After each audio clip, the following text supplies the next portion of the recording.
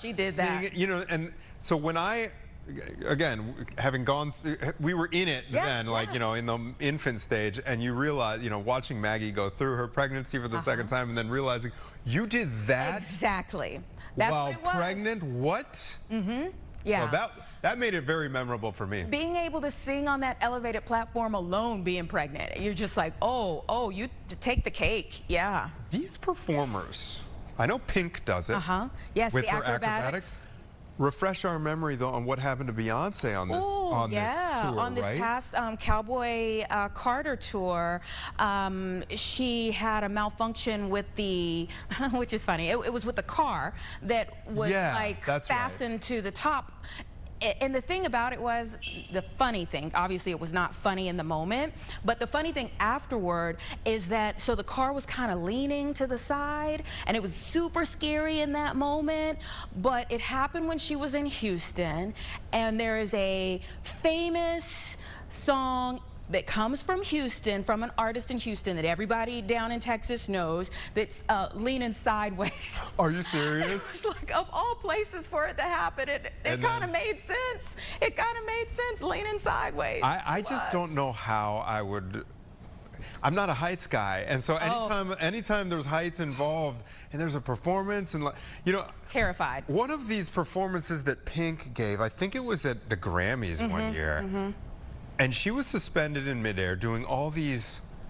She almost looked like a circus performer, like a professional Cirque du Soleil. Like a Cirque du Soleil, And she sang beautifully. Yes, you know, and you mentioned like what Rihanna was able to do when she was pregnant. I think back to like when Beyonce was pregnant with, I think it was with the twins, and she had a Grammy performance where like they had her kind of fastened and they leaned back. I mean, she was very far along, and they had her fastened, leaning back, singing. I mean, these performers, top-level performers, they take some risks for our entertainment. Oh man, we appreciate what they do, but it does get scary at times. All right, Anita, I got a question for you. Have you? Hopefully I have an answer. Okay. Well, my first one is SMYTH, a restaurant in Chicago. Is it pronounced the Smyth? Yes. The Smyth. Okay. This is how out of the loop I am. I don't go out to fancy restaurants anymore. My restaurant experience involves eating leftover kid food. Like, all right, I guess I'll have that last chicken tender. Oh, you got to get out too. Parents have to get out. Fourth. Okay, so we do, and we don't get often enough. But the world's 50 best list named 10 North American restaurants to their list. Have you been there yet? I have been. Okay, let's hear about it. The Smyth is the only one from Chicago that made the list. And I wouldn't even put it on like fine dining, quite honestly. It's somewhere you could take the kids. You know, they have great chicken, great salads, things of that nature. It's just but the food is all good. So I would assume that's why it made the list. But I mean, the food is always amazing there. And it's not far. You said you're out of the loop. It's actually not far from the loop. Wonderful, wonderful food there. So we're very proud of their accomplishments. That's amazing. That's really, so 3 Michelin stars. Yeah. 3 Michelin stars. So congrats to chefs John Shields and Karen Uri Shields. Yeah, I know that's a really, really big deal in the 2023-2024 guide. 3 Michelin stars. Okay, hold on, Anita. If you want to get a reservation tonight, I don't know if they switched to fine dining, $100 deposit per person. And it's a $420 per person menu. Well, see, here's the thing. I think that once you get on these lists, there's good and bad, right? Once you get on the list, you get more people who want to come out. You kind of got to add some things in there. So yeah, there's probably some things that have come along since the last time I was there. Okay, we have the top restaurant on this list just came out, Atomics in New York City. There are there's 2 Canadian restaurants in the top 5, and then New York City has got number 9 and 10, so 1, 2, 3 in New York. And I went to Montreal last summer, that's not this past summer, but the summer of 2024, and I'm like, gosh, I wish that was on my list. I should have done that. Yeah. All right. On there. Now it's well, congrats to the Smyth, and as soon as maybe after payday one of these days, I will drop the 420. Maybe not the kids. No. Maybe some very special occasion. All right, everybody. We have a very special guest joining us this morning. No joke, one of the funniest individuals on the entire planet. I had actually the pleasure, she probably doesn't remember. Jane Lynch, are you there? Can you hear us? Hello. Yay. Okay, we need to make sure that she's unmuted. Is it our end or hers? She's like, nope, this isn't funny. We're going to have to sign our way through this whole thing. While we're getting that resolved, Jane, we were actually on stage together at the Park West. I can't remember the event. You were hosting it. It was my dad, myself, and my brother. I want to say it might have been some kind of quiz show thing, interview thing. Do we have her mic yet? Yay, Jane! Am I? There yeah, here I am. Hey, wonderful. You know what? I remember being at Park West. I can't remember the event, and I remember hosting. Was it the Gilda Radner thing? It was Gilda's. Is it Gilda's Club? Gilda's yes. Club. Yes. Great memory. It's great to see you at least virtually again. You are. Bring us so much pride here in Chicago.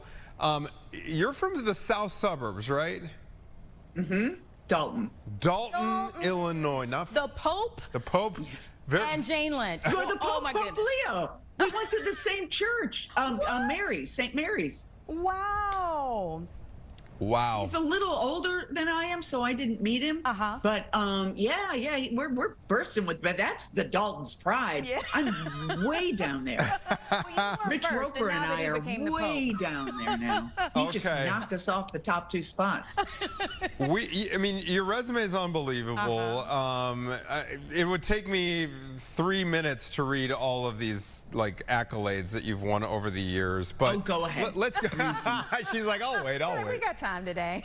How does your role as host of Weakest Link kind of stack up performing-wise versus your other ventures? Is it kind of the pluses and negatives? What do you like about it, and what do you miss about like a standard acting role? There are no negatives. It is so much fun. It's kind of easy. I learned so much about trivia while I'm doing it. I love hosting parties, but I don't like going to them. So I get to host it. I get to create fun for these people. I make sure that they stay relaxed. I take it upon myself to make sure that they bring out the best in themselves while the clock is ticking and the lights are on them. America's watching, and they're trying to think of an answer to a question that's somewhere. And I hope that I'm of some service creating an atmosphere that will allow them to play at their best. Jane, this is Celebrity Weakest Link, right? Yes. Okay, so tell me the difference in having these celebrities are at least used to maybe pressure moments of being in front of people. So tell us the difference in having celebrities go through this versus what you would see with everyday people like us. And maybe is there a particular celebrity that you can tell us a story about? Well, no offense to normal people, but celebrities are a lot brighter and shinier and funnier and know how, they have they're of show is what I like to say. They have that sense of the whole, of this being a big piece of entertainment, while at the same time, it's very serious business because they're not pocketing that money. They have enough money. They're donating it to charity. And I would say that Amber Riley, the Glee episode that was the reunion, the Glee reunion that we did, she won. She wins everything she touches. Dancing with the Stars, she's just a winner. That was something to behold, watching her kind of, just clean up. Wow. Now, outside of work, are you before this whole gig unfolded, were you familiar with reality TV? Did you like reality TV? I mean, this is more game show, but some of these celebs here, celeb couples, how familiar are you with this kind of brand of celebrity? Not at all. I'm not at all familiar with it. But I got to know these people, and they're human beings, and I like watching the kind of the human interaction between the husband and the wife, and how quickly they abandoned each other in order to win the round. I mean, it was pretty amazing. They came in as couples, but they're at their own podium, but they pretty much were on their own and fighting to win this game, like after the first question. So that was really fun to watch. So they needed to go to counseling after visiting with you, is what you're saying. Probably, probably. So what, in your opinion now, having, started this venture into Celebrity Weakest Link, what, in your opinion, does it take to win? You have to have a cool head. You have to, because you're not going to be able to, not every question is going to be in your wheelhouse, but you might have that information somewhere. So you have to be able, and a lot of these contestants were able to do it this episode or this season, all these celebrities, stay really calm and focused and really cool and be able to spit out that answer in a timely fashion. And it's pretty amazing to watch someone who's really in the zone. Yeah, no, I have zero confidence that I would perform well in that, because my brain fades at the worst possible time sometimes. Oh. Jane, okay, so if folks want to tune in tonight, will you give us like the Cliff Notes? Yes. If they haven't tuned in before, how exactly it all works? Well, this is The Weakest Link, and it's been on since the early 2000s. It's a BBC show, so it originated in England. And what it is, there are 8 podiums and very dramatic music and lighting. And I fire trivia questions at them one at a time, and they either win it or they don't. And if the person before them actually answered a question correctly, you can bank that money. And you don't make any money unless you bank it. So it's very interesting to watch the people who understand the concept of the banking. So we have several rounds, and then at the end we're left with 2 people, and they play head-to-head, a series of 5 questions each, and whoever comes out on top wins whatever money they have banked. And if it's less than $50,000, which is quite shameful, we raise it to $50,000, and that money goes to their charity. I love so it. the actors are not they playing for give themselves. It away. So They're 4 playing for couples charities. battling it out on the all-new Weakest Link tonight on Fox. Jane, so Thank nice you. to chat with you today. We'll be watching. Nice to chat with you. All Take right. care. Coming up after this break, this is an issue, I was telling Anita before we went live, that is actually viscerally relevant for me at this. We were talking about potty training, and our next guest has reframed it. She calls it toilet learning. Yeah, I meant whatever potty works. training, toilet learning. I'm okay with whatever. And we are kind of at the tail end. He's 4, and like the last thing, I feel okay saying this just because he's young. He gets until he watches this. Exactly. Not it's the overnights. Dad, Everything's cool during the week, and during the day. It's those overnights that sometimes get us. Sometimes there's a little extra laundry where we put it on the bedding mode. Bedding, yeah, there's a special setting for that. So we are going to be speaking with an expert who has cracked the code here. Carol Siegel, the creator of what she is calling the Bambini method. We're going to help a lot of parents out there, and guardians. And guardians. Yeah, and guardians. Aunts. Yes. Right, you've helped out your I nieces helped with and my nephews. godchildren, Heck and yes. they're at 5 and 6 now, so getting ready to be 6 and 7. Very good. Yeah. She is coming up when we come back after this short break.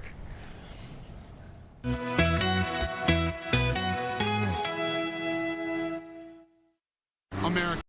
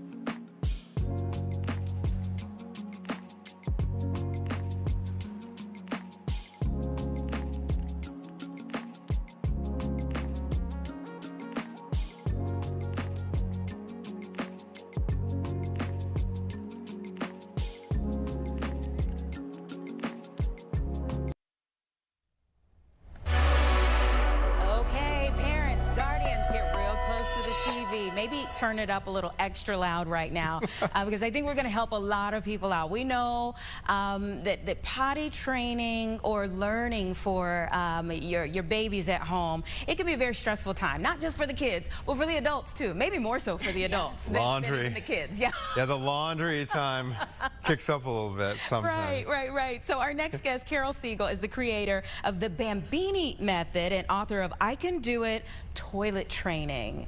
Thank you so much for being here. Yeah, thank you for having me. This is very exciting. Okay, so we wanted, I in particular am curious about this Bambini method. Kick us off with kind of an overview of what it is. Yeah. Why is it called Bambini? How'd you get that name? I mean, it's adorable. Thank you.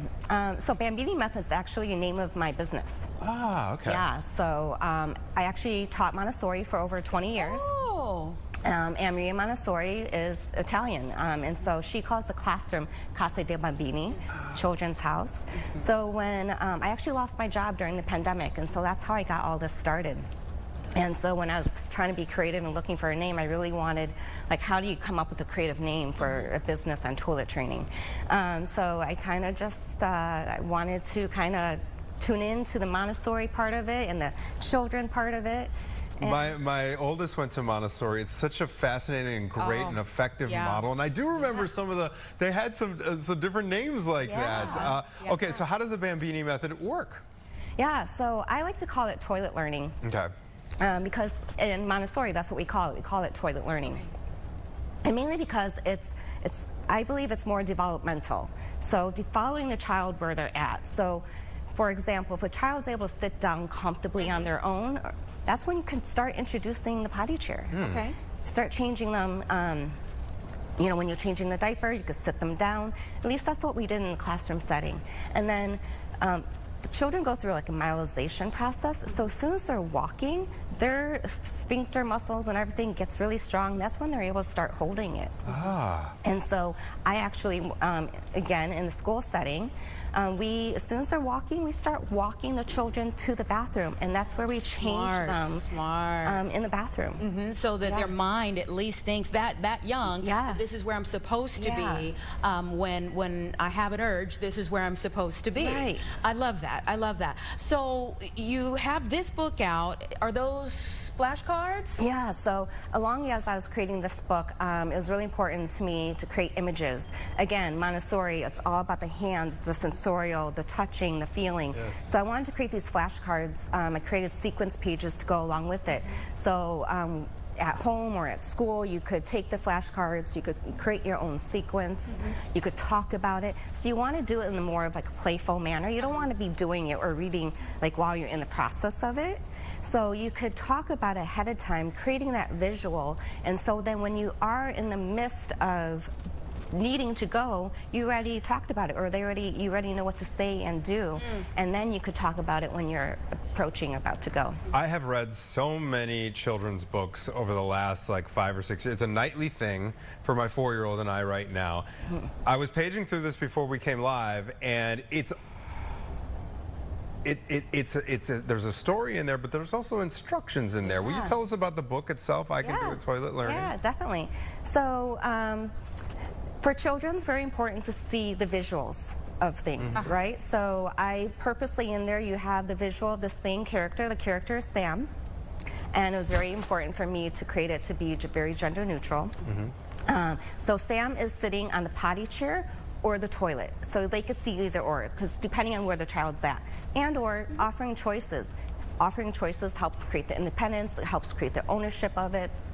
And then the very bottom of each of the pages has tips and suggestions for the adult reading it, and kind of saying this is where you could offer, you know, when you're walking to the bathroom, would you like to walk there or would you like to hold my hand? Again, allowing those choices. And then at the very end of the book, there's a really cute song, which is also on YouTube, and it has a Q&A, how to prepare the adult, how to prepare the child, you know, just some common questions I get. So all that is in the book. And what are some of the I want to ask you maybe two things. Yeah. What are some of the common questions you get? What are some of the common mistakes that parents or guardians make? Yeah. Most common question is like when to start, or like how do I start? Which is kind of what I really kind of expressed to you guys. And then the most common mistake is just maybe starting too late. Oh, okay. If that makes sense. There is a sensitive period for toilet training, and most people don't realize it is between 15 and 24 months. I mean, I think that's like earlier than a lot of people might assume. Hey, you can't understand what I'm saying a lot of time. But yeah, so that's kind of the Goldilocks zone when you should start. In my opinion, yeah. So if you start earlier, you're following the child. It's a slow progression. The child's going to show you when they're ready versus the adult being ready. It is important to prepare the adult as well. So often parents are not ready when the child's showing the signs that they are. How long does a typical process last? Oh, that's a tough question to answer. Sometimes it takes days. Sometimes it takes months. I have some families that come to me that have been doing over a year, and they've been struggling. You know, children are still having accidents, or they're having a difficult time at school. They're doing great at home, but they're not doing great at school. Yeah. Do you have any tips on how to kind of bridge that in terms of consistency from the school setting to the home setting? Yeah. One, it's important for the parents to educate the teachers and letting them know what they're doing. It's surprising how many teachers do not know what to do still. There is no training for what to do in school settings, and that's part of the reason why I've also created my business. I go inside schools and I help schools and train the teachers in creating a toilet training curriculum inside the classroom setting. So I'm wondering this too, how do you know, because I feel like as adults, a lot of times I was quipping with him about how with my goddaughter, you know, the stare down, you know, that happens, like, okay, you know, that kind of thing. How do you know if you're rushing them? Or if you're really, I think as adults, sometimes we can get rushed in processes. So true. That's one thing I love about Montessori is it's so hard. You just need to give them the time and the space. If you allow them, give them time and space, they will eventually get it. But feeling rushed, it's just, you don't need to sit them there forever. You really don't. So, okay, you're done for now, we'll try again later. But so often, you're done and then 5 minutes later, they go and have an accident. So common, but to me, I call accidents mishaps. And again, Montessori, you try to say things positive, trying to keep things lighthearted.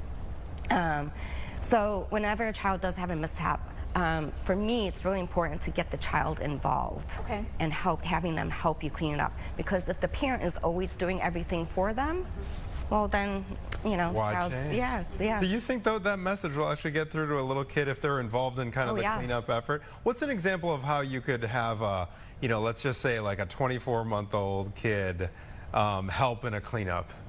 Yeah, so I actually taught a classroom. The kids were 15 months to 24 months. And I literally got every single child in transition to underwear before they were 2. Oh, you're a miracle worker. And exactly what I'm telling you guys today is what we did. You know, if a child, we made no big deal about it. We had everything set up for success. So it's like, oh, I see that you're wet, or I see that, you know, there's pee on the floor. Let's go get a towel. So you go with them, you help them, you support them, you're doing it together.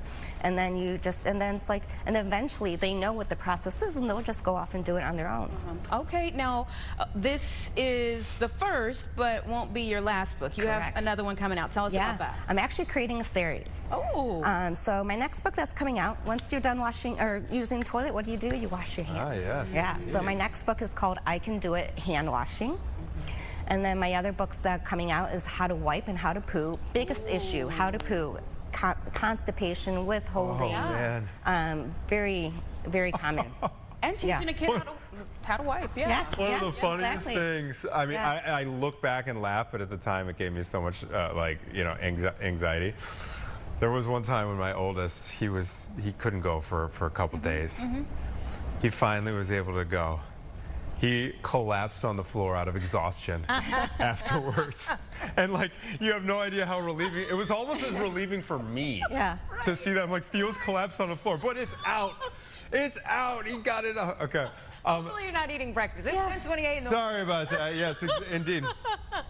Carol, all right, so right now, here's the stage we're at. So like, my 4-year-old, he's pretty much through the gauntlet, all right? Nights, there are I would say maybe 1 out of like 7 mornings, I don't know, he will have a mishap in the bed before he comes downstairs. So like, you know, you wake up, you have to go. Instead of holding it, like I would say 1 out of 7 times he's letting it go. And then so, you know, obviously it's a change of the sheets and it's a whole, you know, a half-hour work for us. Well, what would be your advice to my wife and me in this situation at the stage we're at? Who's changing the sheets? Yes, Daddy and Mommy are definitely changing the sheets. Okay. So you could have him help you. One trick that I like to tell families is layer your sheets.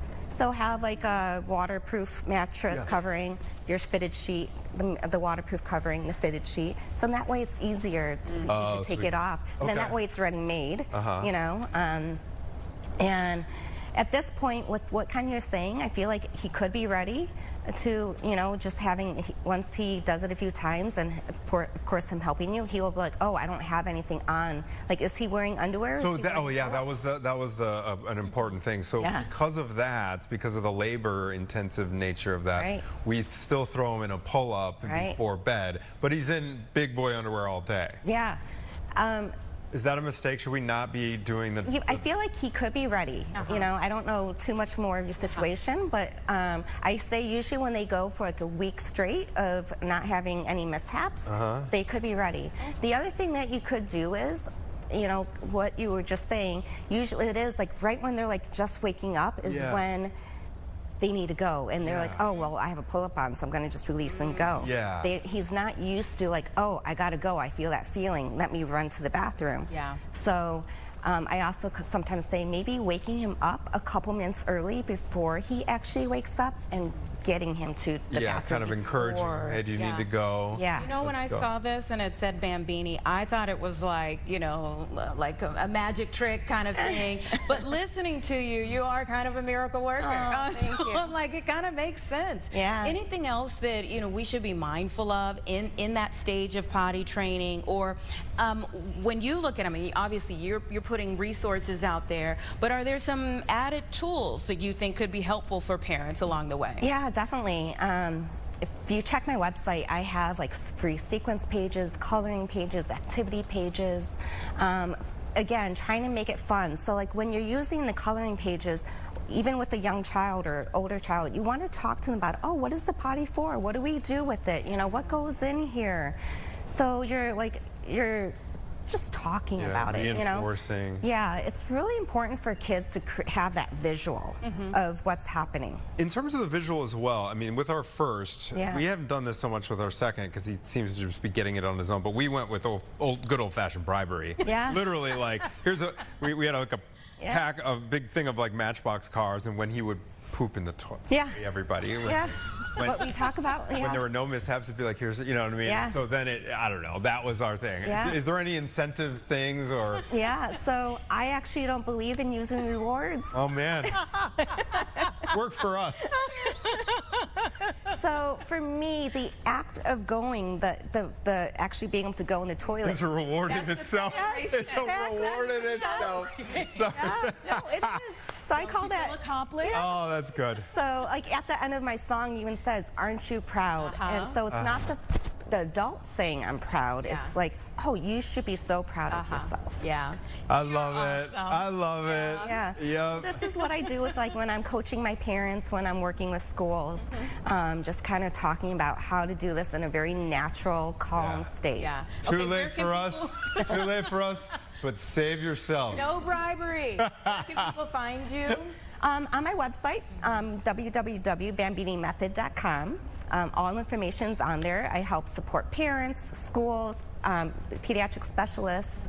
So I'm kind of a miracle. Good luck to you too. I need to give your card. It's really but it's so cool because like I love talking to people whose career, you know, maybe takes a different like trajectory, and like this is so great, and you got a whole series coming out. I feel like sometimes like the things that we kind of get upset about, or the things that don't happen the way we planned, or like life's redirection. Oh, totally. You know?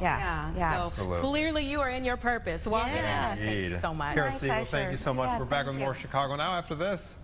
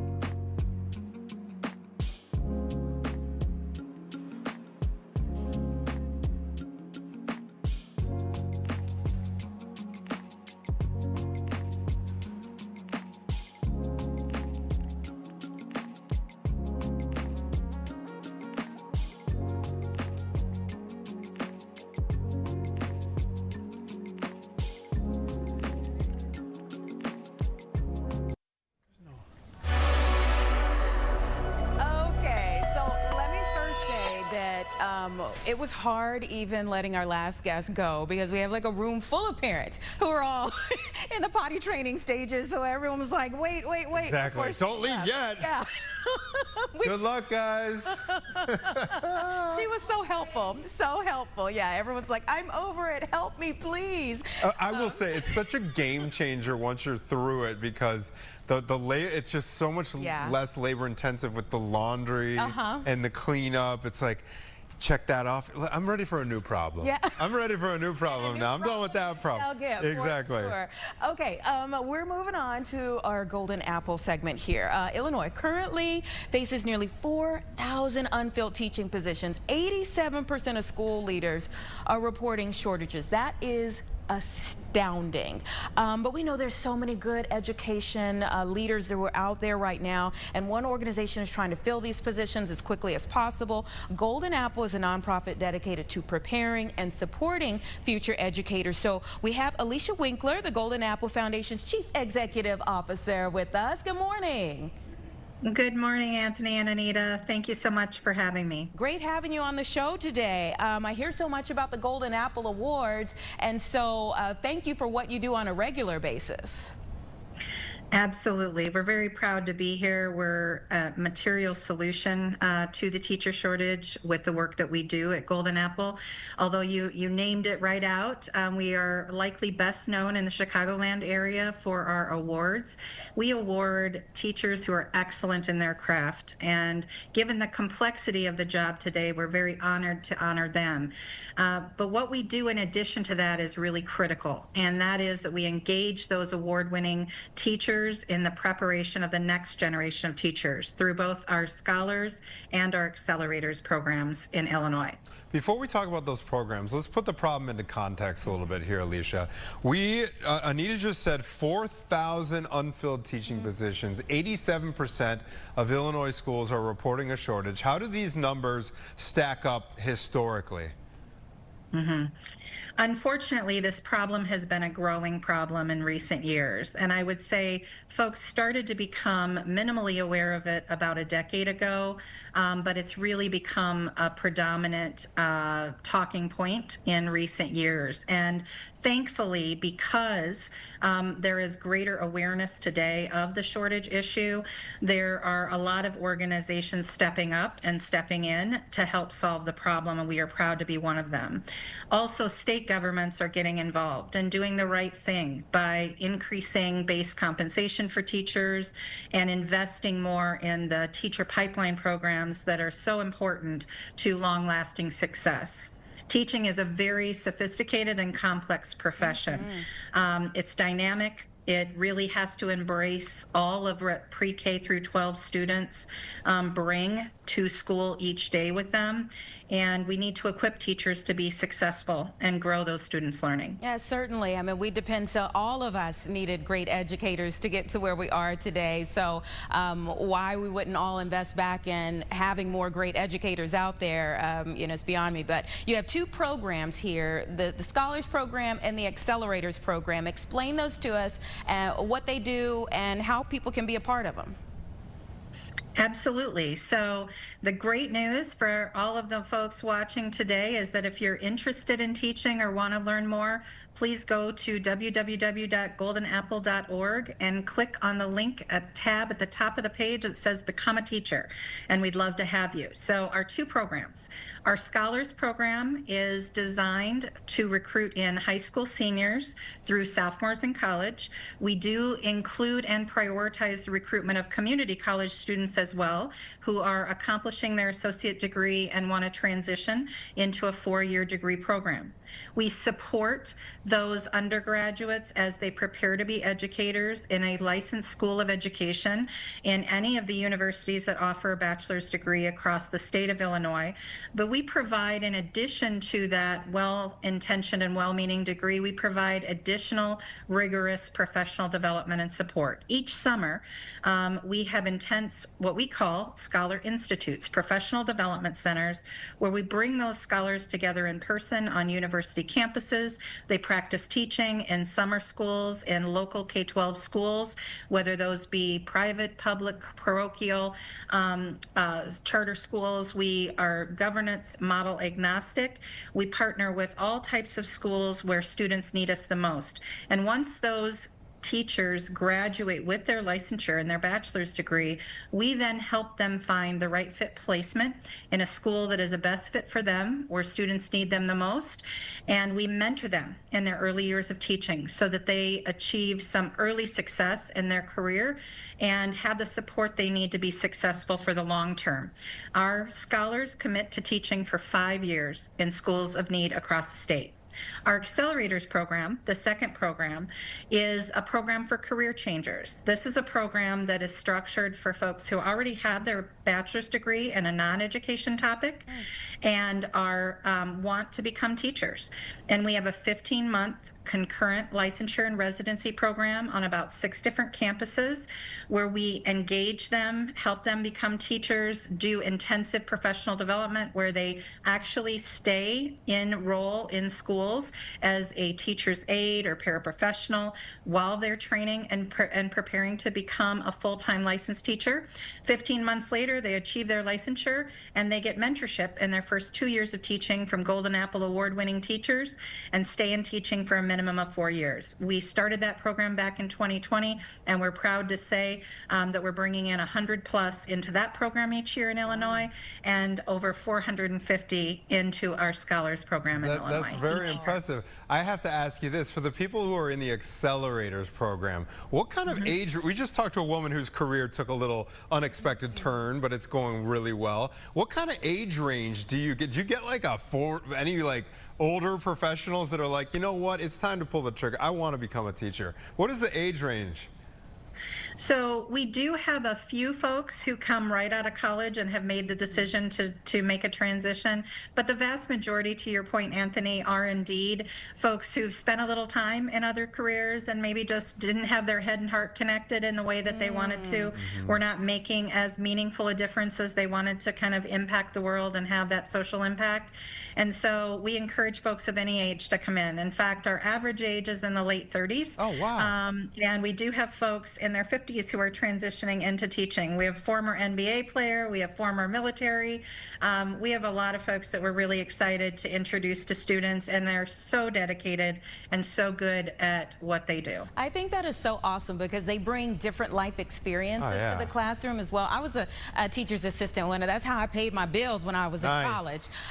So I have so much respect for that. But I will say, you know, looking at like family structure, like my grandparents and great-grandparents were all educators. It was such a prominent role to have in the community, to be an educator. When you start getting into the younger generations, then people are like, well, I was a teacher's assistant, but then I took a different track. How hard is it to get people, younger people especially, to say, no, this is still a very valuable profession to pursue? Anita, that's a super important question. And the way we attack that head on is by doing the following. First of all, the current generation of younger people who are in their teens, who are in their early 20s, the generational impact of their psychology is they want to have social impact writ large. So connecting the profession of teaching as a very meaningful and long-term way to have social impact is one of the ways we approach our recruiting process. But we, unlike other organizations, are not having a problem with low numbers of turnout in terms of interest, thankfully. I'm here to report to you that we had almost 6,000 applicants this last year looking for our support, and we had over 600,000 hits to our website looking for support across the 3 states in which we currently operate. So young people and folks mid-career are saying, hey, I want to have a meaningful impact. I want to make a difference not just in this generation of students, but in their lives for generations to come. Now, with that in mind, the enthusiasm and the numbers you're reporting in terms of interest in your program, then, Alicia, to what do you attribute the teacher shortage? That's a tough question. I could probably talk for a very long period of time, much longer than you want. They have me on this interview about that. But I think generally speaking, I'm first going to say one positive thing. There are a lot more opportunities for young people today. So there are a lot more choices. So teaching used to be, unfortunately, one of the few choices for women and people of color years ago. And that is no longer the case. And so that has opened the options up. I also think we got kind of lazy as a country, and we're not really thinking about the investments in the future in education the way we should have many, many years ago. And that continued. And so there was a precipitous drop off in competitive salaries and wages. And I would say just sometimes the discourse among and between communities and their teachers is not what we hoped it would be. The teaching profession is such a difficult job. It's so complex to get it right and do it well. And honestly, if teachers aren't high performing consistently day in, day out, they're not helping students fulfill their dreams the way that they could and should. And we support teachers in making sure they're ready to do just that. Thank you so much. So many important aspects of that. Being like they're part parent, part counselor, part psychologist, part everything. But we don't add in the dollars for all the things that they have to do. ATM? All the things we ask for. Alicia Winkler, thank you so much for all the work you guys are doing to make sure that this is a thriving profession here in Illinois. We appreciate your time. Thank you for having us. And I just want to put in one more plug. Please, for those interested or the parents who are hearing this, please have your aspiring teacher candidates apply at www.goldenapple.org.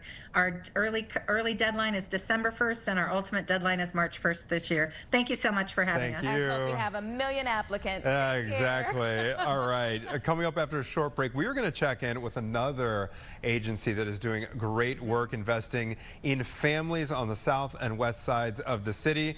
We are going to catch up with the folks over at Hope Chicago when we come back.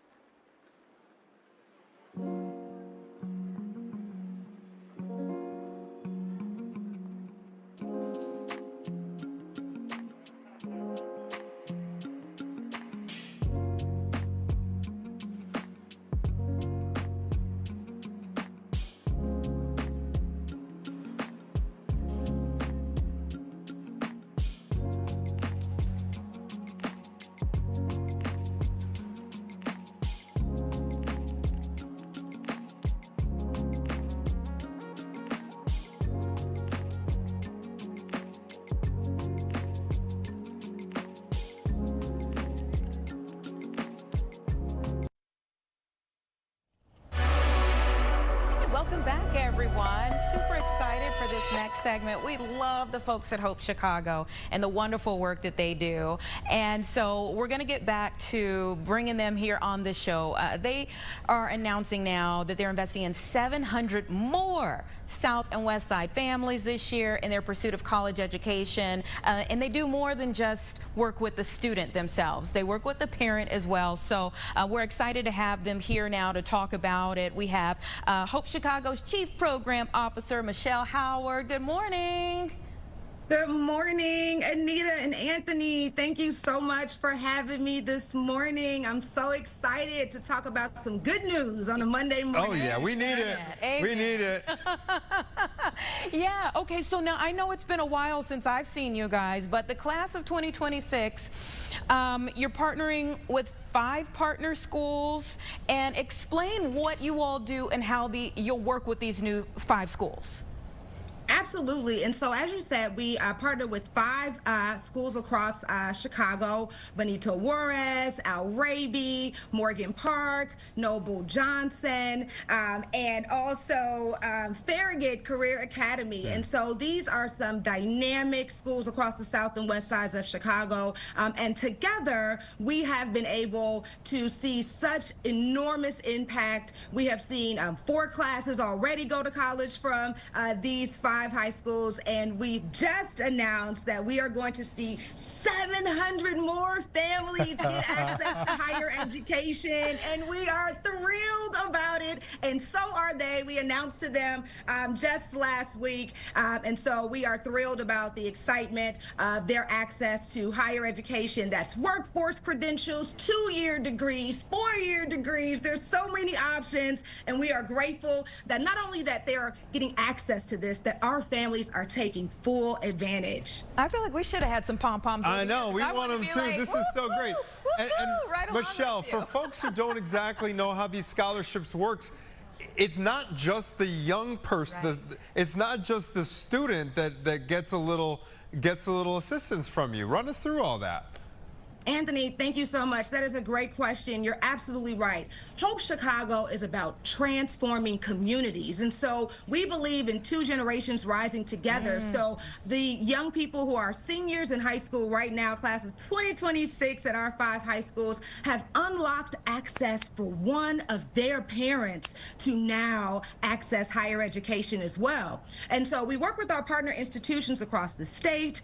Families are supported through our program managers, our student success coaches. Our village of support is what we call them. We give them financial support, we give them wraparound services, but the real work is really the families. And so they get to work in the classrooms, and we work with the institutions, we work with the high school partners to make sure that they understand the next steps as they navigate their journeys towards success. So again, we are excited not just about being able to offer this opportunity, but really seeing families take advantage. And when I say these families are taking advantage, we are seeing historically the averages in CPS. We are going above and beyond those averages. And again, when I say we, I mean these students and parents who are taking advantage. We have already seen some graduates. So we're grateful for their contributions to what hope means in Chicago. Yeah, Michelle, you know, I want to dig a little bit deeper into why you all take that approach of parent and student. I mentioned just a short while ago when we were talking to another educator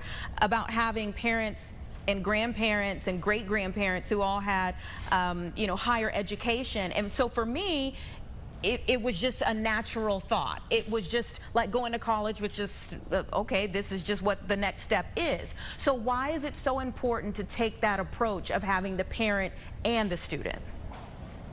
Very good question, because 2 generations in some families, we know they are first generation. We have learned so much about students who are accessing higher education for the first time in their family. And so that's a lot of pressure. College is hard.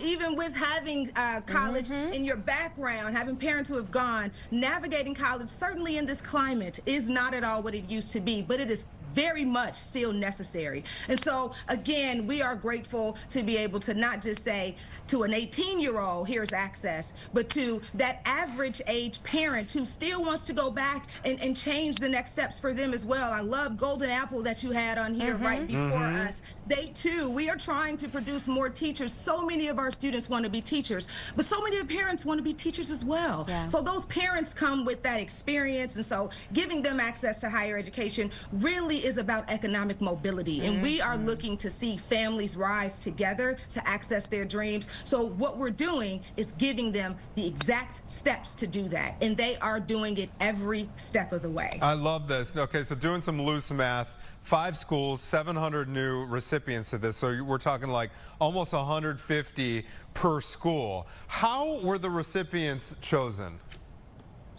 So, listen, these were our 5 schools, and I am so excited to say that our board, our donors, everyone in the Hope Chicago community knew that investing deeper in our high schools was important. So, of course, you know, we want to do more, but we knew that investing in the class of 2026, we had seen some of them have siblings who are Hope Scholars, and we have already seen so much impact with those scholars. So the class of 2026, we knew with the changes in their attendance, the way they're showing up, the way that they're reaching for their goals and their dreams, that investing in them was incredibly important. And so we did just that, and we're looking forward to what they're going to do next. Michelle, you are everything. Very quickly before we let you go here, I do want to hear from you, like, all right, we're talking about the class of 2026, but when people feel the energy you're putting out, if they're sitting at home and they're thinking they want to change some dynamics in their home, maybe they can't get in the class of 2026, but they want to do it later, what do they need to do? Listen, visit www.hopechicago.org. This is a movement. We certainly want the North Star to be the change in this city and this state, and the young people of Hope Chicago, the families of Hope Chicago, are showing us right now that impact is real and that this is really happening for us and that we can do it together in mass. And so I implore you to join us as we journey towards seeing what higher education really does for families, not just one by one, but when we change communities. So thank you so much for having us today, and we're looking forward to a brighter Chicago. Absolutely. You guys are doing your part to make that future bright. Michelle, thank you so much, and thank you for all the work you are doing. Next time, Anita and I want the pom-poms too, all right? You're going to have to send them over to the station. We are ready. We are ready. This is going to be a big year. So look out for Hope Scholars. They're going to be everywhere. We want them sitting in a chair next to you. Yes, that's right. One day, Absolutely. a Hope Scholar here at Fox 32. We'd love it, Michelle. Depending on how long it takes, they might just take the seat. I know, exactly. We'd love to see it. Michelle Howard, have a great week. Thanks for joining us. Thank you so much. Next time, hopefully, she'll be in person with a couple of these Hope Scholars. Oh, my goodness. Absolutely. We should do that. Yeah, I love people who work in education who are passionate about what they do, because I do think that that really feeds into how people go into a next phase of their life. I mean, she's literally breaking Especially, like you said, if it's not built into your family, you know, like, oh, it's just the next thing you do. For a lot of families, you just don't know. Yeah, no, they're trailblazing in real time. Yes. Okay, that's going to do it for Anita and me this hour. We got another exciting hour of Chicago Now coming up, so stay with us.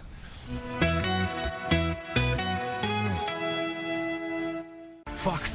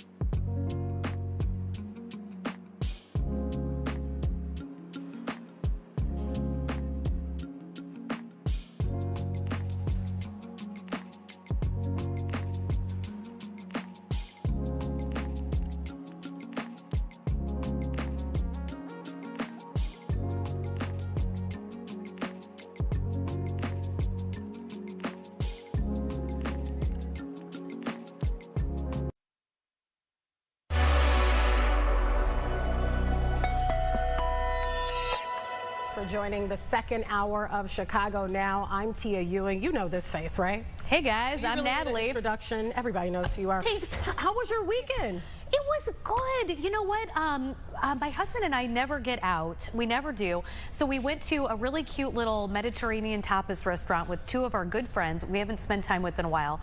That was on Friday. And then Saturday, Olive and I went up to Palatine. Oh, and we okay. visited a cat rescue. How was that? Wonderful. It was Barb's Precious Rescue. Okay. They had an open house. They have like 100 cats there that need to be adopted. It was a great time. Hopefully somebody that needs a new pet in their home is listening. Barb's Precious Rescue Yeah, in and just Palatine. heard that. That's absolutely wonderful. I spent my Saturday running Story around. I'm her cabbie. She had modeling, dancing, all the things. And I'm the chauffeur, so I was cool with it. Yeah. And then Sunday, watch the Bears win. Yes, I know. Why did I not include that in my list? That was the most exciting thing. It was so exciting, and we're going to be talking to Mark Carman about that in a second. I got to talk about some other things that are coming up on the show. Why do I always get choked up on Monday? I don't know what it is. I always need water at around this time. Hopefully there's some water in the house. But anywho, there's a powerful new documentary. Anyone listening? All right. Okay. Let me clear my throat. You talk. You know, there was one time Tia needed water so badly that she took my used water bottle. Do you remember that? I do remember that. And I had energy drink, like energy powder in it, and it got you through the whole show. But I was like, I've never met someone so desperate that they were willing to take my used water bottle. Anybody's water bottle. That was Tia. That's how I'm feeling now. But anywho, Yes. we're going to talk about a powerful new documentary, and it's really about reclaiming your body through turning scars into art. And I think this is phenomenal. We're going to have director Elise Jaffe and tattoo artist Grace Dawn, who's featured in this film. They're going to be joining us. And then, what do you think about this? Falling in, I hope I got the name right because they're looking over at me. I probably didn't. Falling for an AI robot, a chatbot, is that cheating if you're already in a relationship? I had trouble sorting through this one. I mean, what was it? Remember Brad Pitt and Angelina Jolie and Jennifer Aniston, and like there was that emotional cheating? Oh, I remember, Do you remember this. that whole? And then Yes. people were trying to decide, like, is emotional cheating really cheating? And I feel like this is the new version of that. It's crazy. Period. We'll talk about it coming up. But first, we got to talk about those Chicago Bears. Mark Carman with CHGO, Chicago Sports Podcast, is joining us right now. Mark, are you there? I am here, guys. Oh, you're always somewhere fun. Where are you? So we're in the middle of Mandalay Bay. The pool is not open yet. My podcast, the beautiful CHGO Bears podcast, starts at 9:30. So this was sort of our makeshift studios back in there. So this was the situation. I probably could have thought this through better, but you know, this is the on-site. It's okay. We got helicopters. I don't know if you can hear that. I mean, everyone is swarming around the Bears, but more importantly, the water issue that you're discussing, I mean, that's serious, and it's not easy to get through. So, Tia, I appreciate the toughness you're showing right now. It's not easy. I respect your game.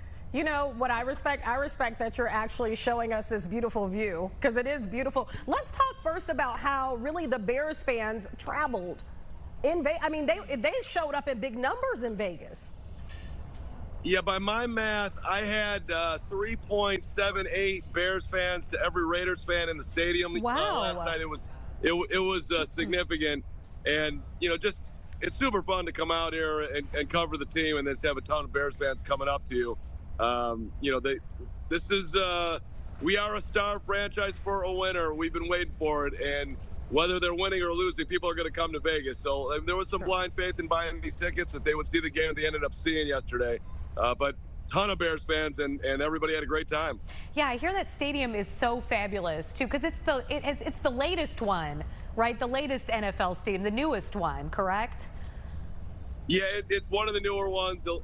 Maybe you're right that it is the newest, but it is the blueprint for what the Bears want to build in Arlington Heights. And let me tell you, the press box is far away from the field, but it was a beautiful view from the moon up there. And look, football, for me at least, you don't need to be real close to the action, because it's great just to be able to see it all from up top there. And so, look, the place was very nice. I hope they, build obviously something like this for Bears fans, and not to go down this road, but I hope that they don't, the PSLs and all these things, I hope they still keep it affordable, that doesn't turn into a super corporate stadium. But these are decisions that are obviously well above my pay grade, but that's the hope for the fans. Well, let's talk about the game. I watched it. Natalie watched it. I thought, you know, the Bears started out good. And then there were some moments I was like, I just cannot believe that we're about to lose this game in this fashion. And then at the very end, we were rescued. And I was like, finally, you know, but it was a really tough game to watch. Talk about really, I would say the first half of the game. Yeah, I mean, the defense kept on stepping up and getting turnovers and giving the offense the ball in great field position, and the Bears went backwards. They were lucky that Cairo Santos was on his game, and he's 4 for 4 field goals, 50-plus yarders. That kept them, you know, at least getting points on the board. But when they had to have it late, they got the defensive stops that they needed, held them to a field goal at one point, and then for the final field goal, you know, the Raiders wanted to keep the ball longer than they did, but the Bears were able to force a 4th down, and then Josh Blackwell to the rescue. Little known guy, but glue guy in that locker room. Out of Duke University, been on the team for a while now, you know, comes flying off and is able to block the field goal. It's just a really great team win, and one that locker room, after everything that went on last year and trying to, you know, change the culture of Ben Johnson, the whole thing, I think it's just absolutely huge for the team right now. So do you think this is just a one-off, Mark, or do you think this is the direction that we should be anticipating as we continue along? I wouldn't call it a one-off. I mean, I wouldn't put him in the Super Bowl either. But look, the head coach is real. There's no doubt, at least in my mind, that the Bears finally have gotten this right at the, you know, with the guy that is going to be leading them, and that is a huge deal. He completely out-schemed Dallas and Matt Eberflus last week, and then you know, to come out and get a road win, and just to see what the energy that's around the team right now, and most importantly, Caleb getting better. I mean, we're seeing the quarterback. He wasn't great yesterday, but made plays when they had to again, and so I thought just a lot of positive. So let's talk about what happens now, because the Bears are on a bye week. Is that correct, that now they go on a little break? Do you expect to hear any announcements about any changes when they come back? Because after watching that game, I'm going to be honest, I don't want to call anybody out because I'm no NFLer. But I was watching, I was like, man, some of these mistakes I felt like were rookie mistakes. Yeah, well, the offensive line, they made some changes during the game. Braxton Jones got benched, and then rookie Ozzie Trapillo got lifted to the right tackle position. They moved Theo Bennett to left tackle. So up front, that'll be something to pay attention to.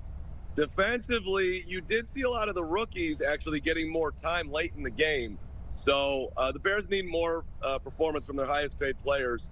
Otherwise, you know, maybe Shamar Turner, who they drafted in the 2nd round this year, Dominic Robinson, who's been lurking towards the end of that bench, but he made a huge play late yesterday. He's in his 4th year. Maybe those guys are going to be called upon more and more because, you know, obviously more plays need to be made, both sides of the ball. But the Bears somehow, some way have got to find a way to be able to run the ball better and also stop the run. My husband, I was like all excited, and he's like, pump the brakes, because he's like, the Raiders are not that great of a team, and so if they're struggling like this against the Raiders, it's going to be a tough season. I assume that's probably your take as well. I mean, sure, tough season, but I think you just have to have realistic expectations here. The Bears were a 5-win football team last year, so if they can get to 8-9 wins and the offense and it looks like it's moving in the right direction, to me that's a great year for the Bears. I don't have, you know, they have to make the playoffs, win the Super Bowl like that. That's not the you know, that's sort of not the flag that I'm planning for, hopefully, what this team can achieve this year. So I think they're actually off to a great start. 0-2 felt terrible, but to bounce back like they did, it gives me a lot of optimism on what's possible this year. Let me ask you this question. I don't know if you saw it at halftime. There was an interview with Ben Johnson and one of the on-field reporters. And did you see that? What was your take on that? That was really funny, and it's trending all over this morning. Yeah, I know people are mad at Ben, and look, I like you know, be nice to the media. I'm in the media, all these things. But look, it's the middle of the game. He's jacked up. You got to give a guy, you know, a little bit of a leeway for just reacting. Like, you know, what else could, you know, what do you need to make more changes? What am I going to do? Give you the game plan right now? Like, right. It's just maybe he could have possibly handled it to drop better. But I liked it. I liked the intensity. and you know, a little bit of thick skin like that. I'm sure she's the reporter's fine, I would assume. So I think lots being made of it. To me, it's kind of more of a, hey, in the moment, that was real, that's cool, let's move on. Speaking of Ben Johnson, he talked a lot about being calm under pressure, and then the players reiterated that afterwards in their press conference, and how that really helped that final play there and then be successful. What a great message, especially for the Bears. No doubt, no doubt, and they are taking to Ben. You know, good, better, best. His post-game videos are becoming must-watch internet entertainment. Let's put it like that. So this is a guy who could have gone anywhere in the NFL. Really, there's a lot of teams that have lined up to pay Ben Johnson to be their head coach. He wanted to come to Chicago. Not exactly sure why, but he did, and here we are. I mean, I do know why. I think a lot of it had to do with the quarterback, but it's still I would not have predicted that Ben would have chosen the Bears, and he absolutely did, and it's just a huge deal going for it. It cannot be minimized. So many people want to live in Chicago, work in Chicago, be in Chicago, so I understand. Let's talk about their schedule moving forward. Does it get harder, and what do you think happens from this point on after this bye week? It does get harder, but in the next couple of weeks, they got a lot of winnable games. Guys, I got to pop off. I'm getting a call from my show here, a couple of them. So okay, do your thing. But I appreciate you having me. Oh, no problem. No, Good catching up with you. I'm glad we didn't see like a woman in a string bikini walk by. Because when he said something about the Mandalay Bay pool, I got a little worried. Nothing like that. No. Some of our viewers may have appreciated that, Natalie. I'm just yeah. You know, it's always never know what to expect. I wanted to talk more about Cole Kmet, you know, because he's my man. Yeah. Oh, and is he? I think he got. Well, you're married, so not officially. No, make believe. You get what I'm saying? I am pregnant too right now, so yes, that is definitely not happening. Right. If things were different. If things were different. Yeah. Well, maybe we'll get to talk about him next time. Let's hope so. Yeah, let's hope so. We're going to talk to Mark Carman, I'm sure, again after this bye week. I wanted to ask him, you know, has he seen any of the players? I know it's still kind of early there, but has he seen some of the players enjoying themselves? Because they are on a bye week now. And so you're in Vegas. I would kind of want to party a little bit. Yeah, let loose and then come back home and I was thinking about that. It's so crazy yesterday because I'm like, I wonder if they get to actually, I'm like, no, they're working, you know, like on most of these road trips. Not now. They may get a day or two. That's nice for them. Yeah, if they get to get a day or two. Okay, we're going to give you a few minutes to catch your breath. We have a whole lot coming up on Chicago Now. Stay with us right after this break. Let's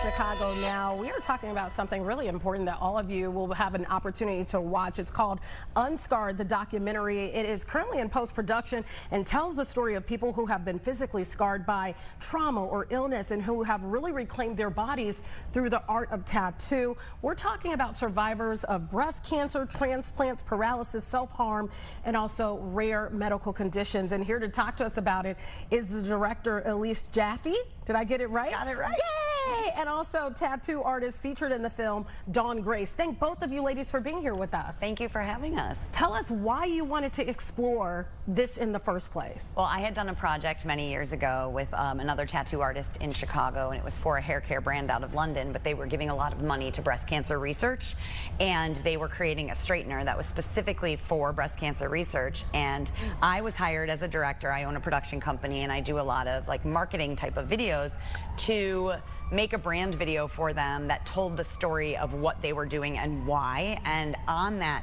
filming day, he was filming with a woman who was Jewish, and she was getting this large tattoo over her scars from breast cancer, and she was a young woman. And I was very intrigued as a Jewish woman, because we're told that like tattoos are wrong and you should not get tattoos. So I told her one day I wanted to talk to her specifically about her story, because she wasn't interviewed for that project, and that I wanted to make a movie about her.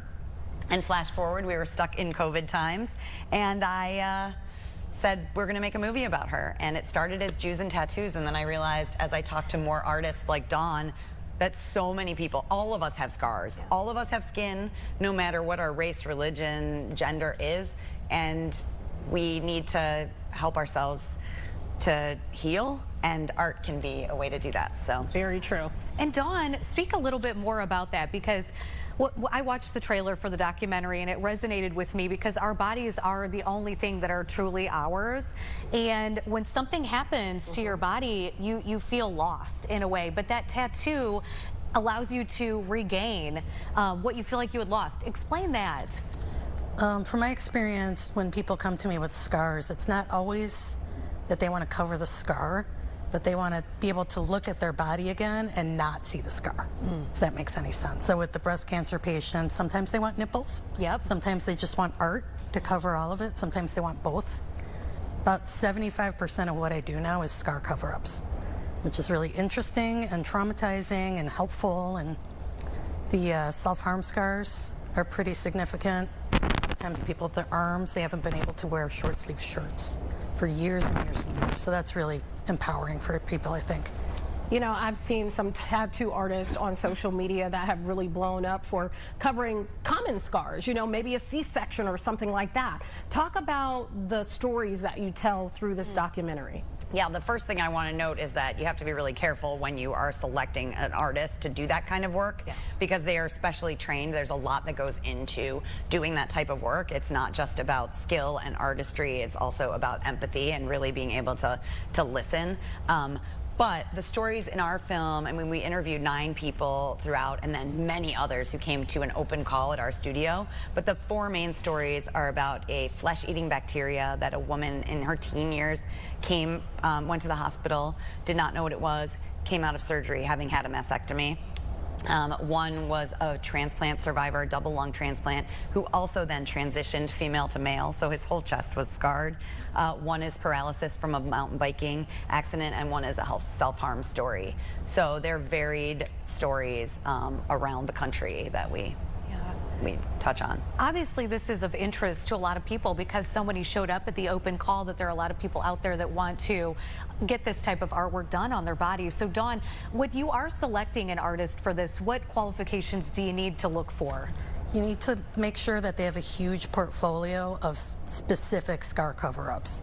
I do a lot of reworking of people's work that shouldn't be tattooing over scars. So it's good, you know, with Instagram and stuff, people should be posting before and after of their work and healed work, and should say somewhere in their, you know, profile that I specialize in this. Come to me, you're safe, I'll take good care of you. Because scar tissue, I would think, is different than regular skin absolutely. tissue, right? Absolutely. Yeah. It's really difficult to tattoo, so It's a whole different thing than regular tattooing, and even like a scar right next to another scar is different. So you have to be really focused and understand the way scar tissue works. So. Dawn, how did you even find yourself in this space? Because I did mention social media to start, and a lot of these people probably are just known for being a trend, right? They're trendy, but that doesn't mean that they're qualified. How did you find yourself in this particular space? I started doing nipple tattoos years ago when a client came to me and just had peach circles done by a plastic surgeon. I said, we can do better than that. So I cleaned it up and made them look like nipples, and then people started getting stretch marks tattooed.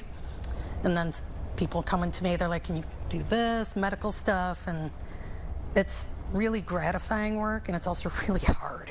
So the payoff is good for both of us. When you say hard, are we talking the hours that you have to put into said scar, maybe C-section or something like that? Yeah, there's a lot of design work that comes with it too, where I have to try and incorporate the scar into what we're doing, so it's not just blasting over it and you still see the scar. In some cases, for some of these tattoos, these works of art that you've done, how long are we talking about on a high end for something that you've done? And is this several sessions of coming back to? You know, if it's something big like total mastectomy, 3 or 4 sittings.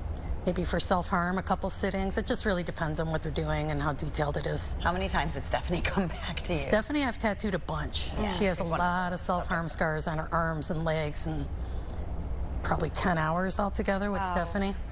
The film focuses on mental health and also body dysmorphia, which is a term that I don't think a lot of people are familiar with. Can you discuss that? I think really it's in the basic terms, it's just not feeling comfortable in the body you're in and seeing it in a different way that other people do. You know, which is not the medical definition. I don't know I'm not a trained medical professional, but everybody has something that they look at themselves and they don't like. Yeah. But this is like a serious mental health issue of really not being able to accept something about your body.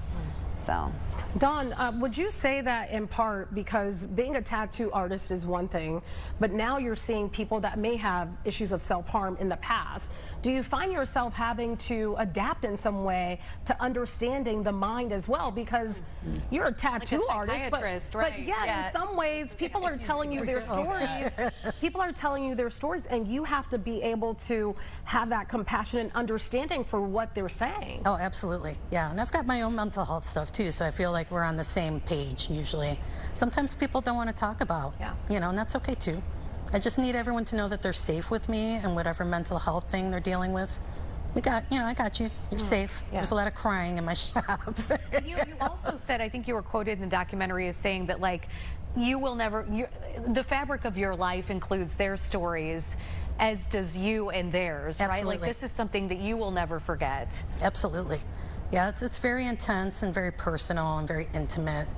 And we try and make sure no one else is in the shop when we're doing it. It's, you know, it's tough work, and it's tough for them, and it's empowering and relieving, and it's good stuff. I'm glad I get to do it. I love it.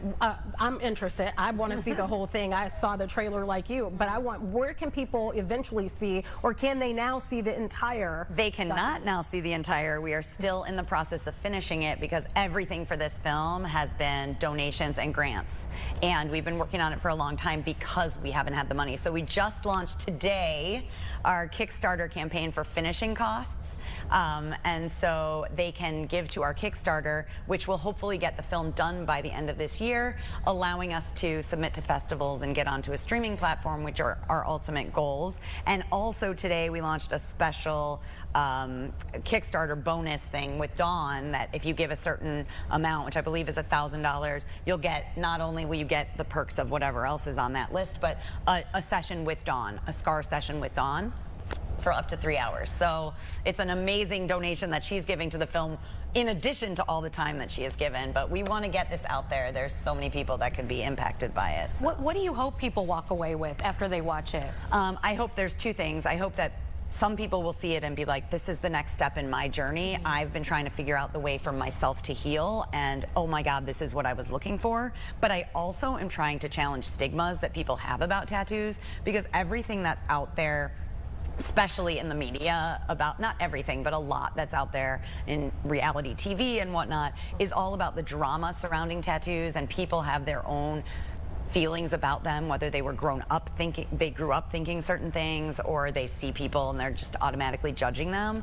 And I want people to think about how this can be a different way to see tattoos and look at it as healing. So very good. What is your goal? How much money do you need? We are trying to raise $37,000 for the finishing costs, and that's for the color correction, audio, and graphics, which are all out-of-pocket costs for us.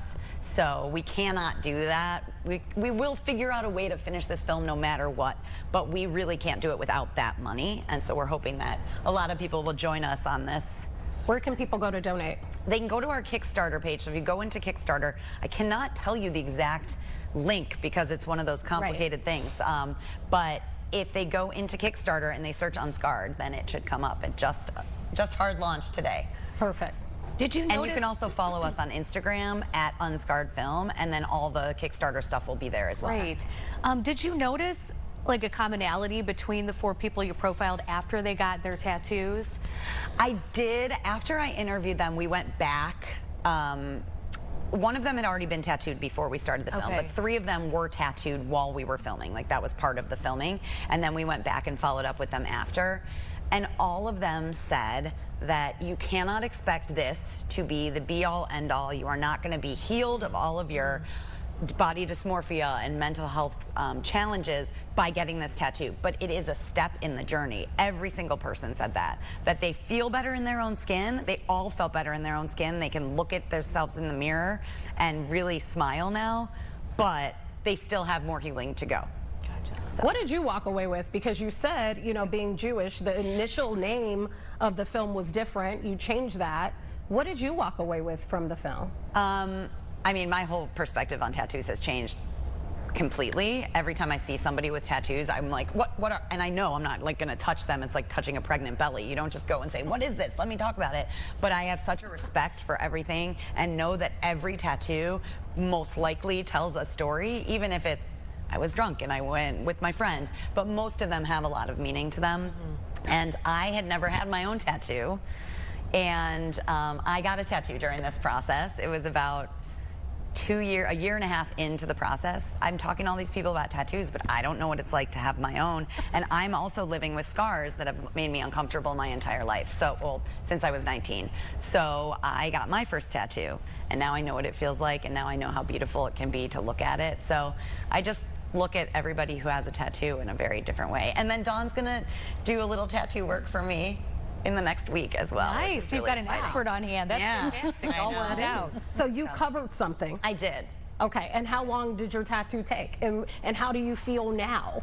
If you've had it since you were 19, do you feel? I feel better because I see this piece of art and I'm like, wow, that's really cool. I took something that was traumatic in its own way. I had elective surgery when I was younger. I had a breast reduction, and so when I was talking to breast cancer survivors, obviously there's very different trauma there. I selected what I went through, they did not, but I have similar scars, and we still look at our bodies and go, what I went through, was it worth it to not look like myself anymore? And so I think that it really makes me smile whenever I see it. But it's a real like ownership of your body again, isn't it? Yeah. I mean, it's taking back what you feel like you've lost. Absolutely, absolutely. And it took me, I think this tattoo took a couple hours. I don't know how I would sit for longer than that. I was definitely like clenching my toes, but like it was really, I mean, it was all worth it in the end. Is that from the pain that you're saying?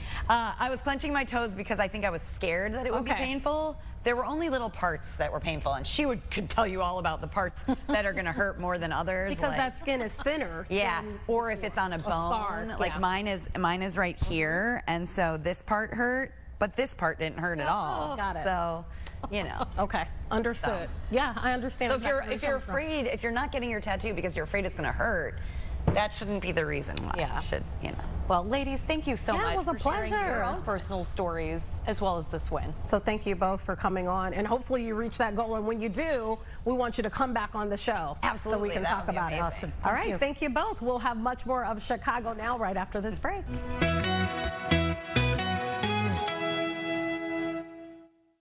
Fox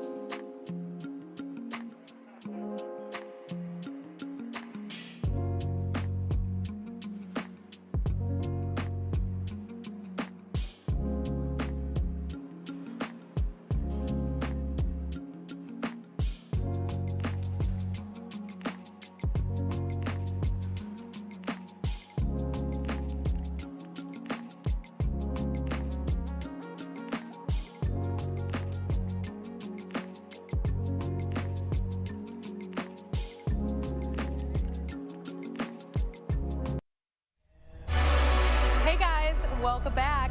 Keely O'Neill is here, and she is with Bucket Listers, and they are proud to announce their next can't-miss experience. It is the I feel like TVs are cracking all over Chicagoland.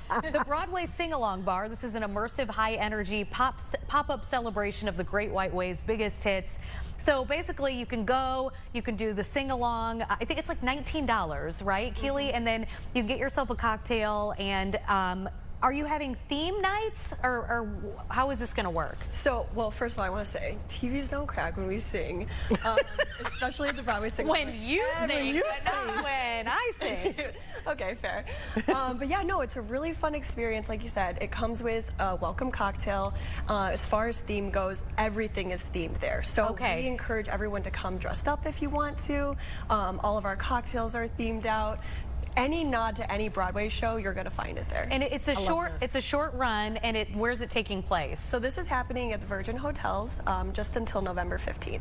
And it starts October 2nd. Let me ask you, I always say this, let me figure out another way to phrase this. So when it comes to sing-alongs, right, when you're watching movies now, they make secondary movies where it's sing-along. Oh. Why is everything so popular with the sing-along? Why do people like that so much? Well, I think what's important with that, and what we try to have integrity-wise at our Broadway Sing-Along Bar, is it's just a level of camaraderie. Like, everybody just wants to be a part of something. So we really wanted to create a space where you could come in. It's very much like talk to your neighbor. You're going to be taken throughout the night with a charismatic host.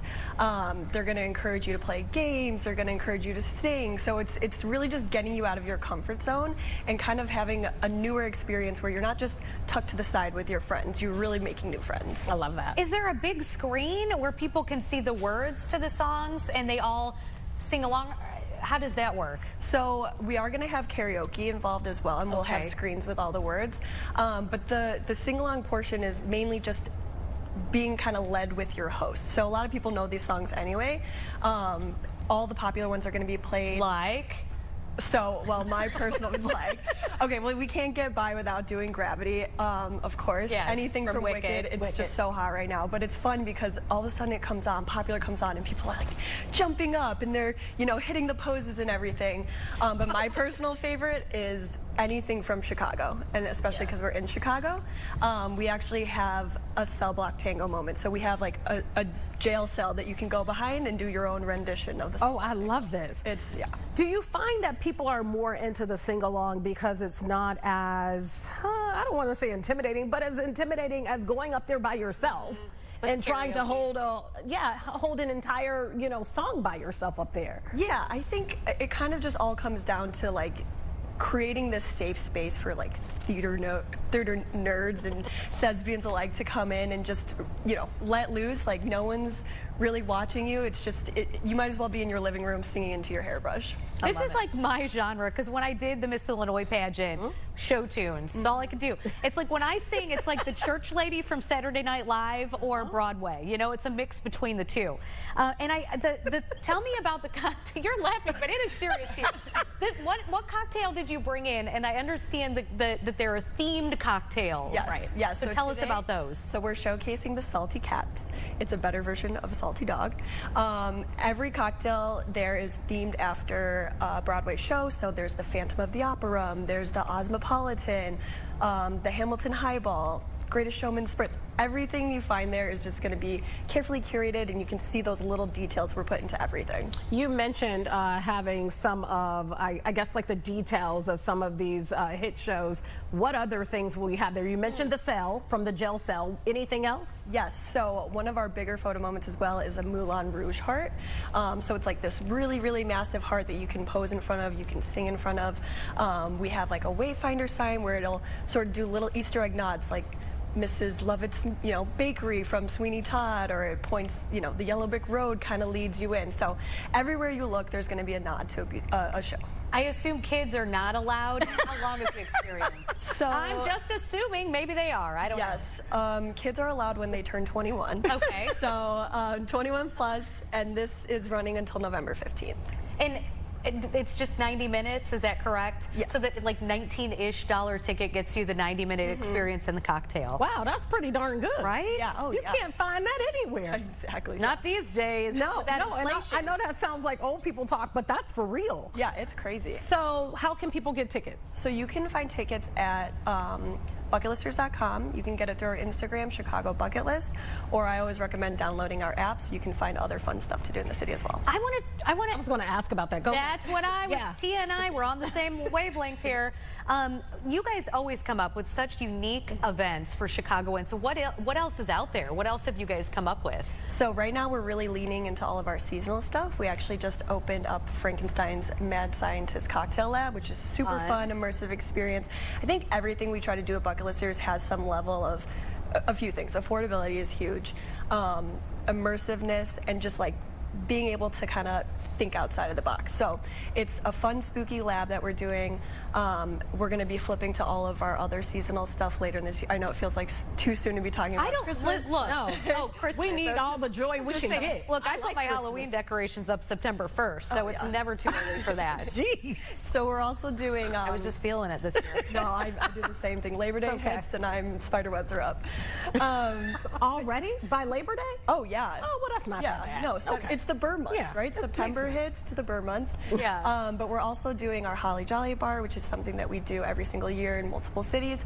And this year we're bringing Emo Christmas to Chicago. What is that? Oh, my goodness. That's How going are to we be fun. doing this? Yeah, so kind of in the same vein of like creating a fun space for, Broadway and musical lovers. We always find that the emo crowd is just so huge everywhere we go. Yeah. So it's just a fun bar where we're going to be doing nods to everything emo. We have, the Santa with like the black swoop. We have our Welcome to the Black Parade Nutcrackers, themed drinks, all the works. Emo takes me back to the 90s, does it not? I do feel like that crowd sometimes, when you think about things to do, there's not a lot that I think of for that crowd to do. So that actually makes a lot of sense. That sounds Except fun. for Riot Fest. It's like Riot Fest with this Christmas pop-up and bar. that's it. Yeah. I mean, we started... I'm not saying that's it. I'm just saying, there's not a lot. Right. We started emo with our emo brunches that we're doing, and those were super popular. So we're like, how can we take it to the next level? I want to go back to the Frankenstein thing, because you said there's themed cocktails. So is that like you go in one night and there's themed cocktails throughout a room? Like, how does that work? So the cocktail menu is set, but the welcome cocktail is interactive. So the fun story behind the Mad Scientist is that, he needed your help to finish off his... What is it, like scientific? Frankenstein? Thing. Zombie? So, yeah, all the things. So each cocktail... His experiment. That's the word. Experiment. So the cocktails will change colors. There's dry ice that's involved in some of them.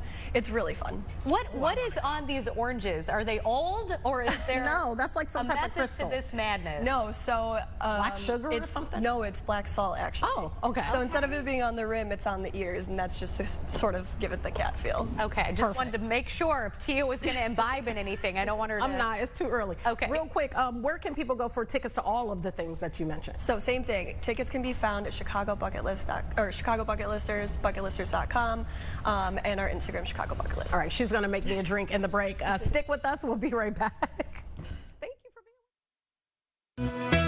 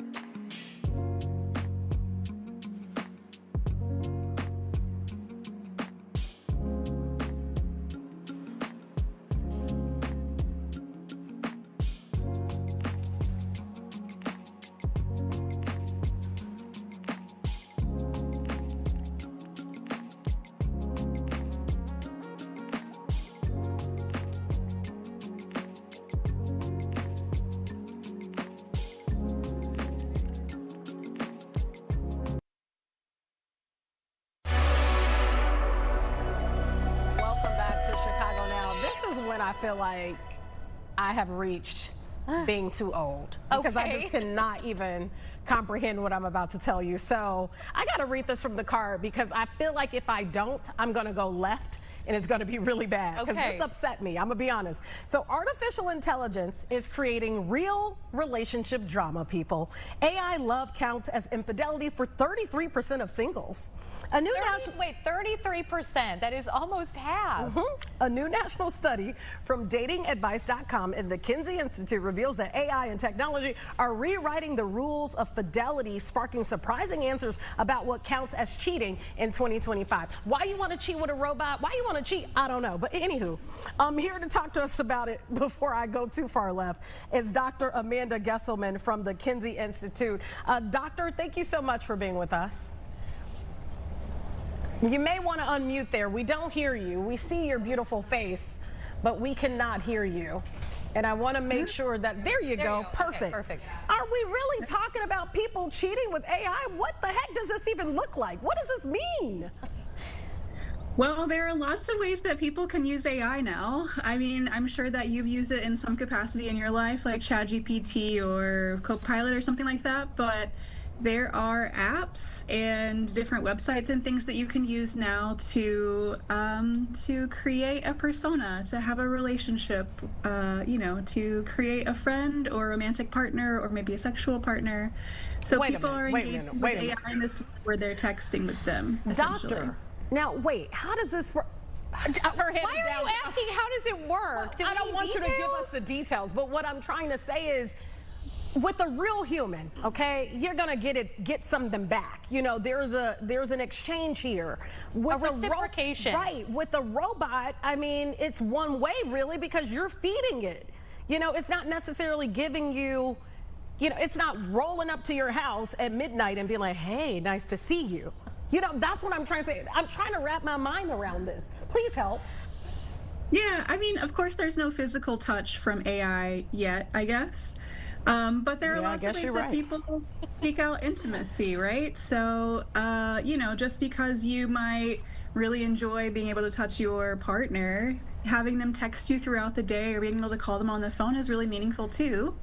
So the ways that people are engaging with AI are in those sorts of ways, all virtual, where you're having this this back and forth conversation that for some people really feels like building something emotionally meaningful, or, you know, creating something that's turning them on. I know you can't answer this because you're only turning them on. Did you hear that at the end? Tia, I was trying to glaze right over that. I'm just making I know you can't answer this because you are just simply a researcher on the project. You're just taking the numbers. But, I mean, why not tell your physical partner, look, I would like it if you did X, Y, and Z more. Text me more. Call me at work. Check in on me.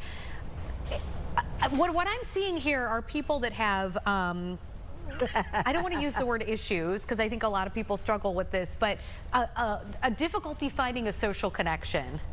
And maybe communicating with a partner. Or maybe their partner, too, could be hard to communicate with. Some people find it hard to have, you know, real heart-to-heart conversations with people because they know, you know, I've been with John for 25 years. John never listens. Okay. So then they may go to, am I right, doctor? Is that a possibility? You may go to ChatGPT because ChatGPT is going to respond where John has been the same way for 20 years. Gosh darn it, John. I couldn't have said it better myself, but yeah, there are lots of reasons why people might want to turn to this. I mean, as you said, a lot of partners are stuck in their old ways, and so it can be hard to figure out how to get them to change it up for you, get them to sort of meet your needs in a different way. And I think most of us know that it's incredibly hard to talk about relationships or sex with another person, even if you've been with them for 25, 30, 35 years. It can just be really difficult. And, you know, people might also be asking AI to enact fantasies that just aren't feasible or possible with a human partner. So I think all of those things combined really make it likely that some people turn to this. So are people, explain how these apps work then. People turn to the app seeking this out. It's not like, oh, I'm playing this video game and this just kind of happened. Are you then filling out like a survey or something when you begin the app to kind of describe what you're looking for? Yeah, so there are a lot of different apps out there that you could use. Some of them come with sort of pre-programmed characters that you might interact with that have sort of a personality profile, like you might see when you start a video game, where there are these, pre-made characters with different personalities and voices and whatnot that have been programmed into them. Some of them also allow you to create your own. You can create how they look. You can give them an artificial voice. You can give them different personality features, like being warm or kind or edgy or what have you. And then as you talk to this AI over time, it learns from you. It learns what you like. It learns the ways that you talk, and it sort of mimics that back to you, like in a lot of ways like another human might do. I think eventually this will be moved over to an actual robot. It just sounds inevitable. But what do you think of the fact that a third of singles view this type of interaction as cheating? Well, I think that really speaks to how far AI has come in our lives. So I think a good majority of us have used AI in some capacity or have seen other people use it. So like at work or at school or what have you. And I think that through that repeated use, as it's become more accessible and more popular, people have really noticed how good it is at mimicking human interactions, at sort of talking to you. And I think that the people who believe this is cheating or infidelity have recognized that it might have some ability to create something meaningful with their partner or to give their partner some sort of meaningful benefit, and that feels threatening.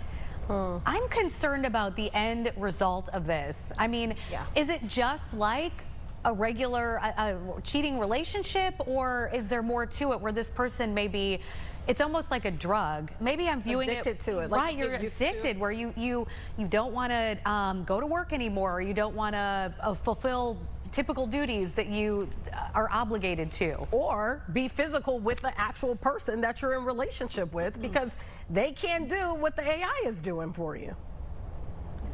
Yeah, I can't speak to the addiction part of it. There's just not enough data out there right now for us to draw on for that. But what I will say is that in this study that we've done and others that we've done looking at the ways that people use AI in this sort of capacity as a romantic or sexual partner, the overwhelming majority of people who do use it in this way are not using it as a human replacement. They are still seeking human dating partners if they're single. They still very much want to connect with their in-person romantic partner if they have one. So it's more like a supplement rather than a replacement. And so from what I've seen thus far, I don't think that it has a lot of potential to turn someone away from whoever they're with in real life. Let's talk about it in your perspective. If someone is in a relationship and maybe they are having a hard time having that communication, do you think AI is the place they should go, or do you think that maybe they should combine AI and an actual therapist or someone that actually has studied this well before AI showed up? Well, as a psychologist, my obvious choice is a therapist. I think that many people could benefit pretty substantially from therapy, and I think that a lot of people just have difficulties communicating about things that are related to relationships. Working through problems, expressing why you feel certain ways is really difficult for all of us. So I think that therapy would be the ideal first step, but with any other medical care, finding a therapist, being able to afford a therapist, being able to afford the time commitment for a therapist can be impossible for some people, so I understand why some might choose to turn to AI instead. Is there something that people, that you have found those who use these apps all have in common?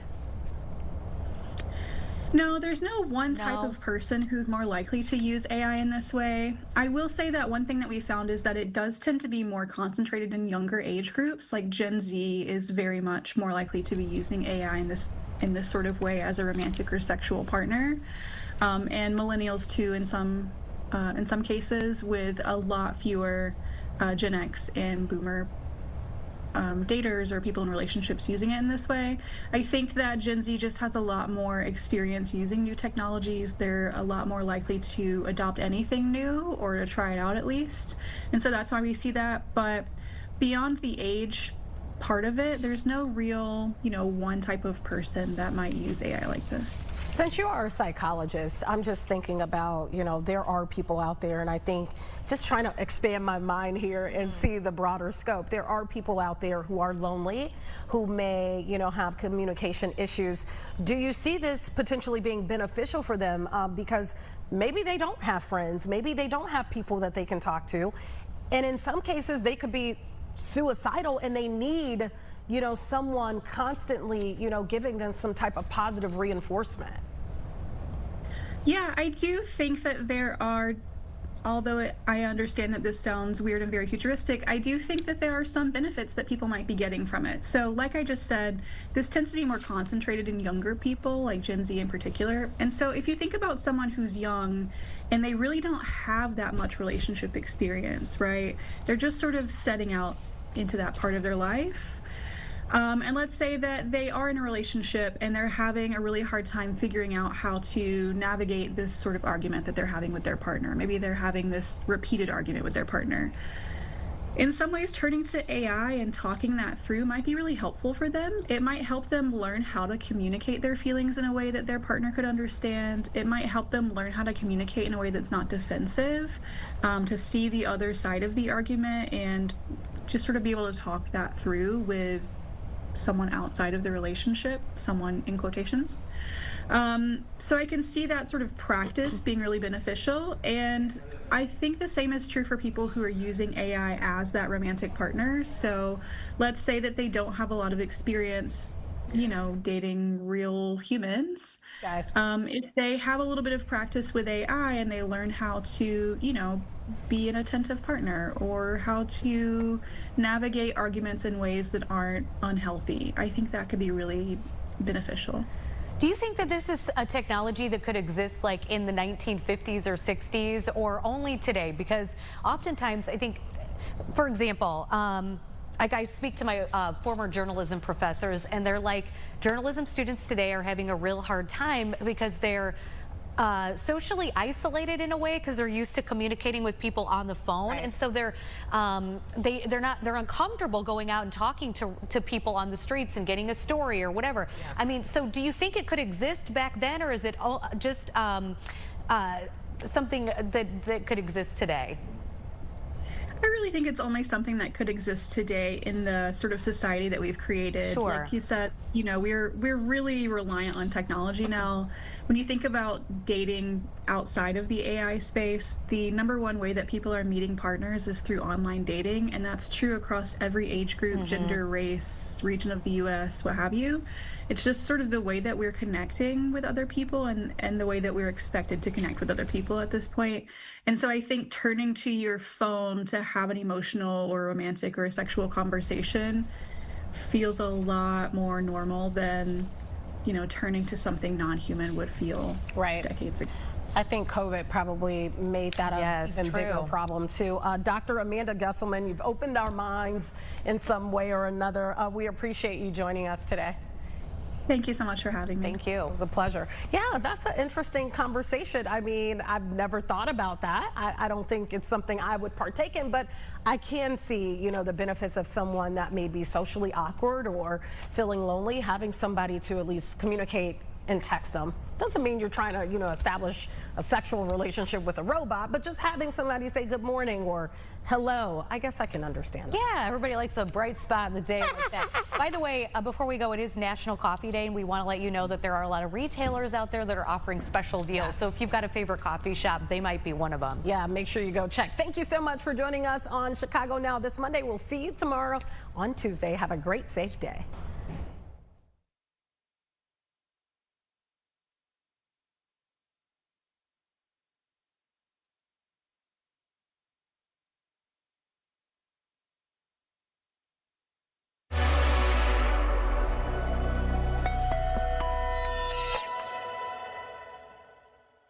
Get an